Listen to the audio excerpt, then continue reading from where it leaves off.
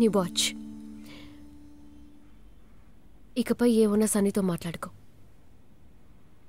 నేను వెళ్ళొస్తాను.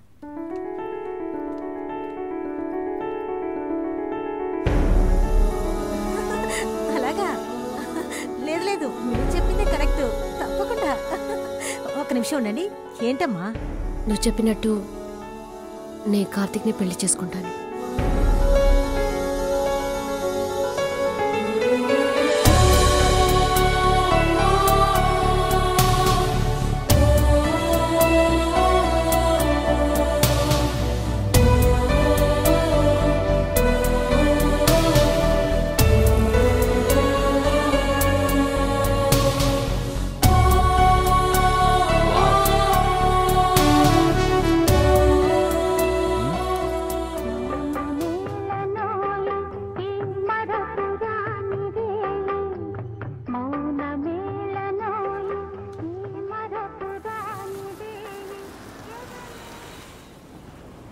లవ్ గాలి లాంటిది.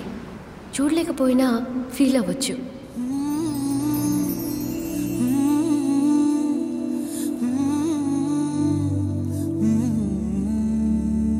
ఇక్కడ ఒక చిన్న కరెక్షన్. మిగతాదంతా చూసి client is very happy with that. Okay okay. Sunny, next project ఎప్పుడో చెప్తే. Sure, why not man. కొంచెం వెయిట్ చేయి. ప్రియా పెళ్లి తర్వాత చూద్దాం.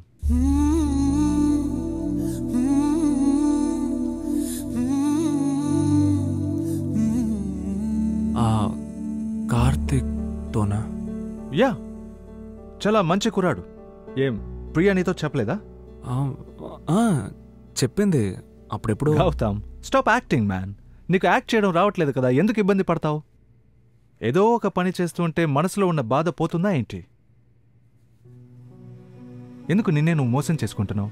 నీ ఈగోను వదిలేయి. నేను నీ వయసును దాటే వచ్చాను. ఫారిన్ షూట్లో మీరిద్దరు ఎలా ఉన్నారో నాకు తెలియదనుకుంటున్నావా ఏంటి? ప్రియా లాంటి మంచి అమ్మాయి నీకు లైఫ్లో దొరకదు గౌతమ్. ఆ తర్వాత నీ ఇష్టం మ్యాన్.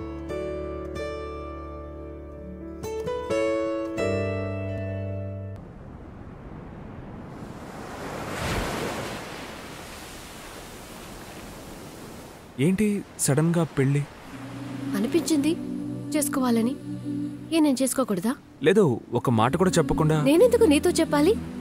మన మధ్య చెప్పుకునేంతగా ఏమీ లేదుగా. అదే ఒక ఫ్రెండ్గా నువ్వు నాతో. ఫ్రెండ్సా? మనిద్దరమా? నువ్వు ఇంత చీప్గా బిహేవ్ చేస్తావని నేను అస్సలు ఎక్స్పెక్ట్ చేయలేదు. నేనే? నీకు నీ ఇమేజే ముఖ్యం కదా, దానికోసం నువ్వు ఏమైనా చేస్తావు. అదే నీ ఫ్రెండ్ అన్నాడుగా, లెవెల్. చివరి వరకు దాన్ని అలాగే మెయింటైన్ చేసుకో.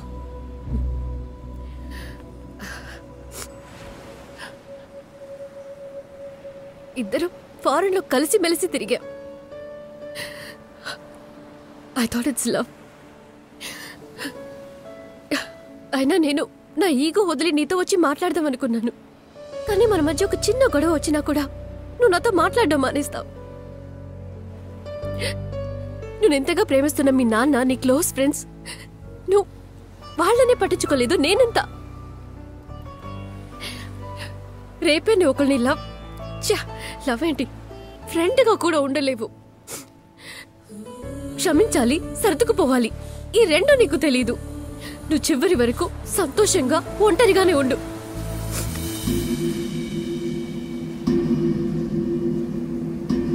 మొదటిసారిగా నాన్న రూమ్లోకి వెళ్తున్నాను.